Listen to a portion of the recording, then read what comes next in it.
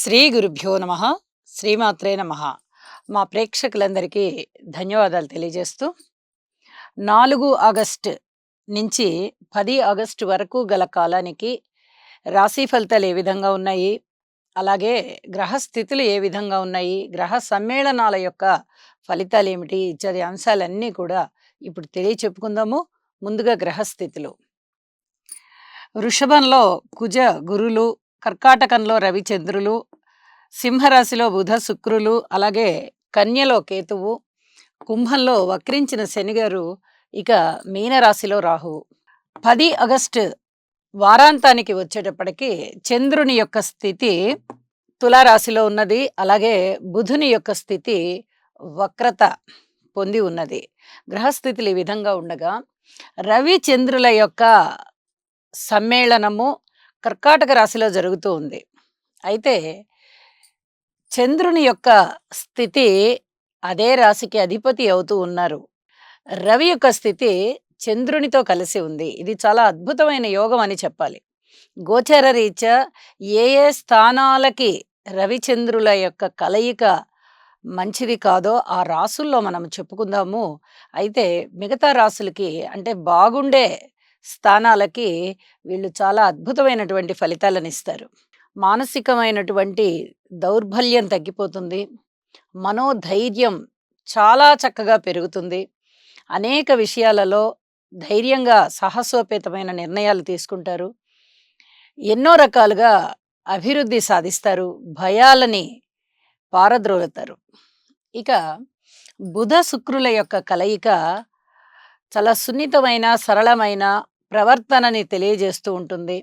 అలాగే సమర్థవంతమైనటువంటి నడవడిక, వ్యక్తిత్వము ఈ 2 కూడా చాలా బావుంటాయి. అలాగే కుజ గురుల యొక్క కలయిక గురు మంగళ యోగాన్ని తెలియజేస్తూ ఉంటుంది. వ్యాపారాలకి ఇది చాలా చాలా మంచిది అని చెప్పి తెలియచేయడం జరుగుతోంది. అలాగే వారాంతంలోకి వచ్చేటప్పటికి రవిచంద్రుల యొక్క సమ్మేళనము విడిపోయి చంద్రుని యొక్క స్థితి తులారాశిలోకి వచ్చి ఉన్నది. ఇక దృష్టుల విషయానికి వస్తే శనిగారి యొక్క తృతీయ దృష్టి మేషరాశి, అది శనిగారికి నీచ స్థానం అవుతూ ఉండగా కొంచెం తలనొప్పి లాంటి అనారోగ్యాలు ఉండేటటువంటి అవకాశం ఉంటుంది. అది ఏ రాసుల వారికి అనేది రాసుల్లో చెప్పుకుందాము. అలాగే శనిగారి యొక్క దృష్టి బుధ శుక్రుల మీద ఉంది. ఇది ఈ చర్మానికి సంబంధించినటువంటి, అలాగే వైవాహిక జీవితానికి సంబంధించినటువంటి చిన్నపాటి డ్రాబ్యాక్స్ని సూచిస్తూ ఉంటుంది. వీటికి సంబంధించినటువంటి పరిహారాలు శని, బుధ, శుక్ర గ్రహాలకి స్తోత్ర పారాయణాలు చేసుకోవడం చాలా చాలా మంచిది అని చెప్పి తెలియజేస్తూ ఇక రాసుల్లోకి వెళ్దాము. మకర రాశి. మకర రాశి వారికి ఈ వారం రోజుల కాలానికి కూడా గ్రహస్థితులు ఏ విధంగా ఉన్నాయి అని మనం ఒక్కసారి పరిశీలన చేసినట్టయితే 4 గ్రహాల యొక్క ఉనికి ఉత్తమమైన ఫలితాలను ఇస్తోంది. తృతీయ స్థానంలో రాహువు, పంచమ స్థానంలో గురువుగారు, సప్తమ స్థానంలో చంద్రుడు, అష్టమ స్థానంలో శుక్రాచార్యుల వారు. 4 గ్రహాల యొక్క ఉనికి. అందున గురువుగారి యొక్క స్థితి బాగుంది, శుక్రాచార్యుల వారి యొక్క స్థితి కూడా బాగుంది. 2 శుభగ్రహాలు అధికమైన శుభ ఫలితాలను ఇస్తూ ఉన్నాయి. రాశి పునీతం అవుతోంది గురువుగారి యొక్క నవమ దృష్టి చేత. ఎప్పుడైతే గురు దృష్టి పడుతూ ఉందో అనేక రకాలుగా రాశికి శుభత్వం వస్తుంది. ఆరోగ్యం బాగుంటుంది, ఆలోచనలు బాగుంటాయి, కీర్తి ప్రతిష్టలు ఉంటాయి, సంపదలు చేకూరుతాయి, మాటకి విలువ పెరుగుతుంది, బంధువర్గ సహాయ సహకారాలు అందుతాయి, 10 మందిలో పెద్ద మనిషిగా చలామణి అవుతారు, అనుకున్న పనులు అనుకున్నట్టుగా సమర్థవంతంగా చేయగల సామర్థ్యవంతులవుతారు. ఇది చాలా చాలా చెప్పదగ్గ సూచన.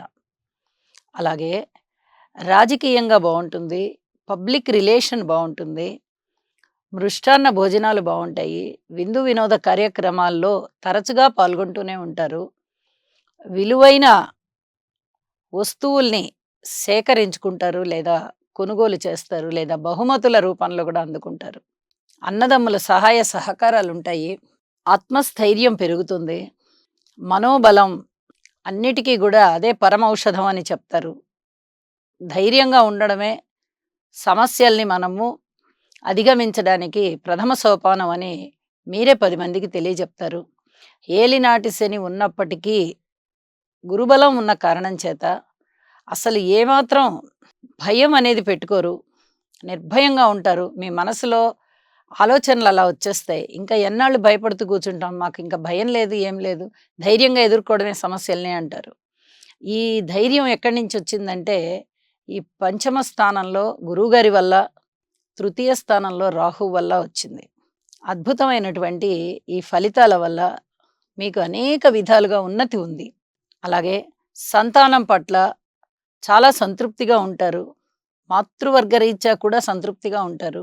అన్నదమ్ముల సహాయ సహకారాలు బాగున్నాయి. కుటుంబంలో చిన్నపాటి అప్ అండ్ డౌన్స్ కనబడుతూనే ఉంటాయి.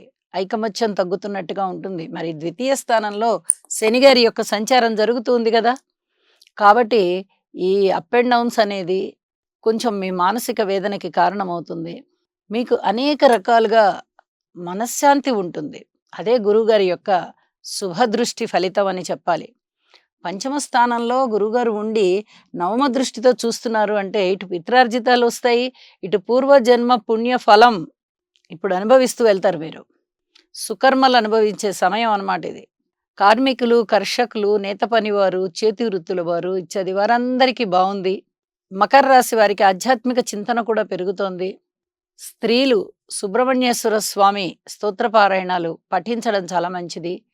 విద్యార్థులు తమ అభ్యాసాన్ని కొంచెం ఎక్కువ చేయడం వల్ల మరింతగా మెరుగైన ఫలితాలు ఉంటాయి.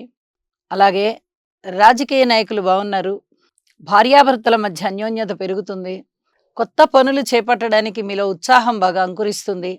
ఆ ఉత్సాహంతో కొత్త పనులు ప్రారంభిస్తారు.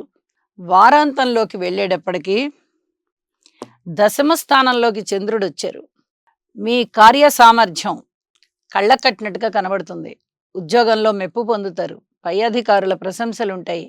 అనేక విధాలుగా ఈ వారమంతా మీకు చాలా ఉత్సాహంగా ఉంది అని చెప్పి తెలియచెప్పడం జరుగుతోంది. స్తోత్రపారాయణాలు పఠించండి నవగ్రహాలకి కూడా. శనిగారికి ఒక్కసారి తైలాభిషేకం చేయించుకోండి. అన్ని విధాలా మీకు మనశ్శాంతి ఉంటుంది, అభివృద్ధి ఉంటుంది అని చెప్పి తెలియచేస్తూ, ఏ కొత్త పని మొదలు పెట్టాలన్నా ఒక మంచి ముహూర్తం పెట్టించుకుని అప్పుడు శుభస్య శ్రీకారం చేయవలసిందిగా సూచన చేస్తూ నమస్కారం. రవిగ్రహ అనుకూలత కొరకు జపాకుసుమ సంకాశం కాశ్యపేయం మహాద్యుతిం తమోరిం సర్వపాపఘ్నం ప్రణతోస్మి దివాకరం. ఓం హ్రాం హ్రీం హ్రౌం సహ సూర్యాయ నమః.